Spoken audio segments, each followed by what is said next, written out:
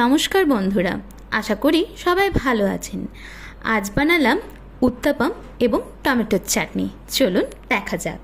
নিয়েছিলাম 1 কাপ চাল এবং 1/4 কাপ বিউলির ডাল আগের দিন ভিজিয়ে রেখে বাটা, গাজর কুচি, ক্যাপসিকাম কুচি, পেঁয়াজ কুচি, লঙ্কা কুচি, পরিমাণ মতো লবণ, লাল লঙ্কা গুঁড়ো, সামান্য চাট মশলা এবং সাদা তেল।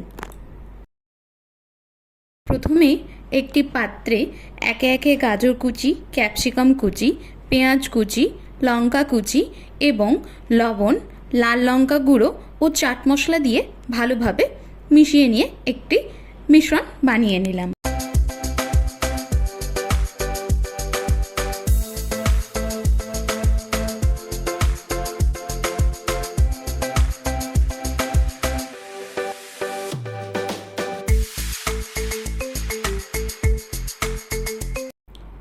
উত্তাপাম বানানোর জন্য প্রথমে প্যান সামান্য মতন গরম করে তাতে ব্যাটারটি দিয়ে দিলাম। মনে রাখবেন, বেশি গরমে ব্যাটারটি দিলে ছড়ানো যাবে না।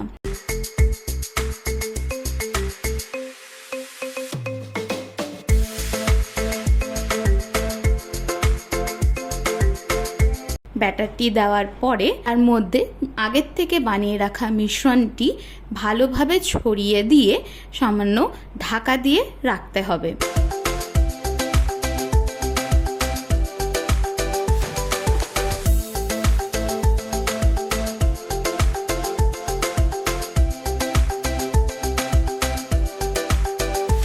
ঢাকা খোলার পরে তার মধ্যে সামান্য তেল চারিদিক থেকে ছড়িয়ে আবার ঢাকা দিয়ে দিতে হবে।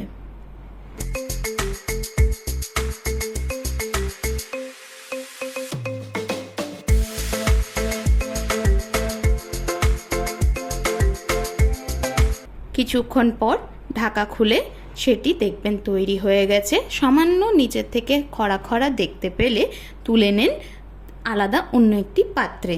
তৈরি উত্তাপাম। চলুন উত্তাপামের জন্য বানিয়ে নিই টমেটোর চাটনি। নিয়েছিলাম টমেটো কুচি, পেঁয়াজ কুচি, লাল লঙ্কা গুঁড়ো, পরিমাণ মতো নুন, পরিমাণ মতো চিনি, সামান্য জল, সর্ষের তেল। প্রথমে প্যান গরম করে তাতে সর্ষের তেলটি দিয়ে দিলাম।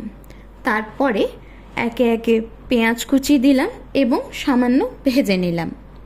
পেঁয়াজ কুচি ভাজা হয়ে গেলে টমেটো কুচিগুলো দিয়ে সামান্য নাড়াচাড়া করে তাতে লবণ, চিনি এবং কাশ্মীরি লঙ্কা গুঁড়ো দিয়ে ভালোভাবে ভেজে নিলাম।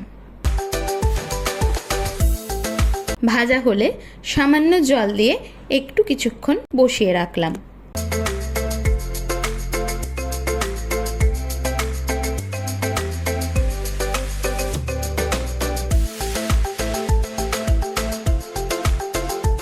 ভাজা ভাজা হয়ে এলে তাকে মিক্সি জারে দিয়ে দিলাম।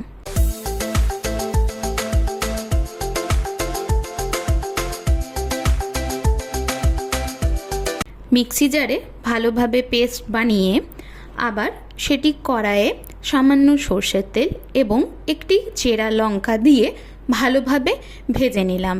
দরকার পড়লে পরিমাণ মতো জল দেবেন।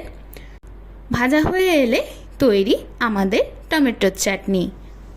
সার্ভ করুন টমেটোর চাটনি এবং উত্তাপাম গরম গরম।